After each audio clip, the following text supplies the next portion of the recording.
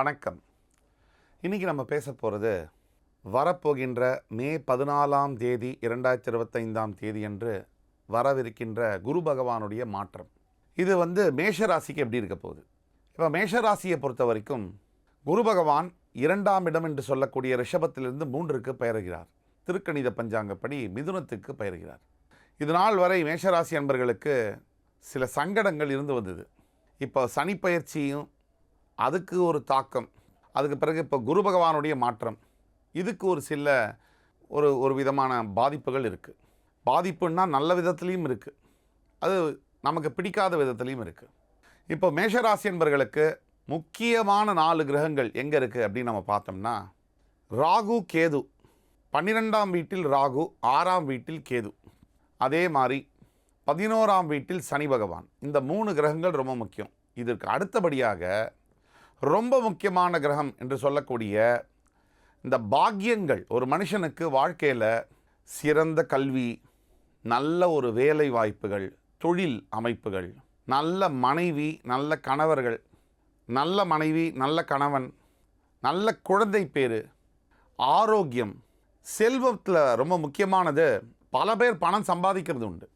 அந்த சம்பாதிச்ச காசு கையில் தங்குதா?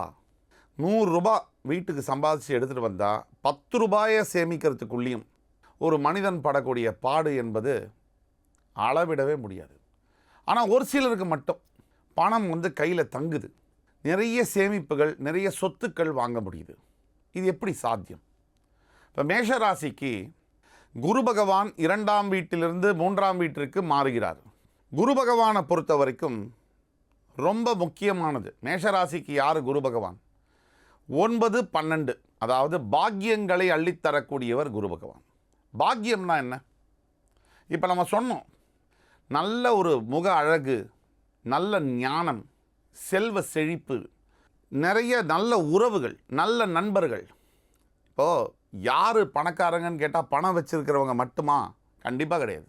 யார் நிறைய பணம் வச்சுருந்தா கூட யாருக்கு நல்ல அப்பா அம்மா, நல்ல நண்பன், நல்ல மனைவி, நல்ல குழந்தைகள் இருக்கோ அவன் தான் உண்மையான பணக்காரன்னு சொல்கிறோம்.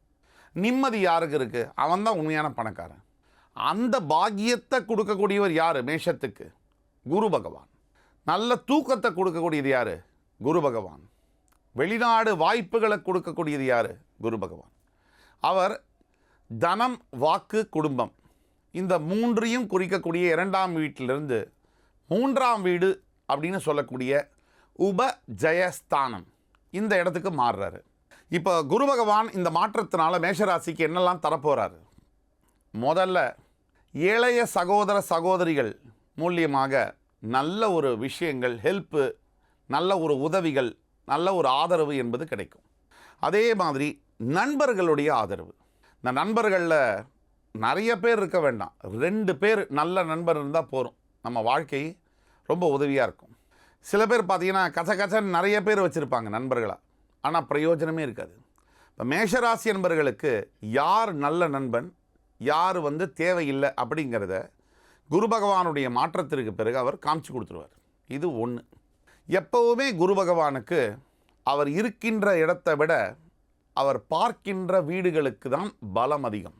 இப்போ 3ஆம் வீட்டுக்கு குரு பகவான் போனாலும் தனம், வாக்கு, குடும்பம் இந்த இடத்தை விட்டு பிரிஞ்சு முயற்சிகள், இளைய சகோதரத்துவம், நட்பு, தைரியம், இந்த இடத்துக்கு குரு பகவான் போனாலும் அவர் சமசப்தம பார்வையினால் பாக்கியத்தை பார்ப்பார்.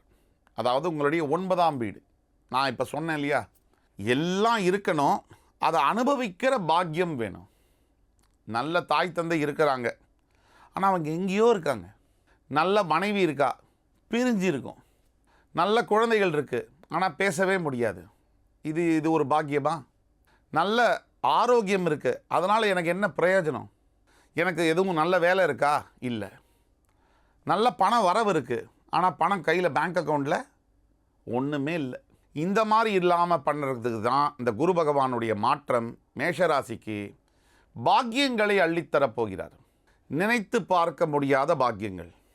எதெல்லாம் கொடுப்பார் அப்படின்னா, இப்போ நம்ம சொன்ன மாதிரி நிறைவில்லாத செல்வங்கள், குறைவில்லாத ஞானம், அளவில்லாத பந்தங்கள், பாசங்கள், எல்லாத்துக்கும் மேலே மன நிம்மதியும் தைரியத்தையும் குரு பகவான் கொடுப்பார்.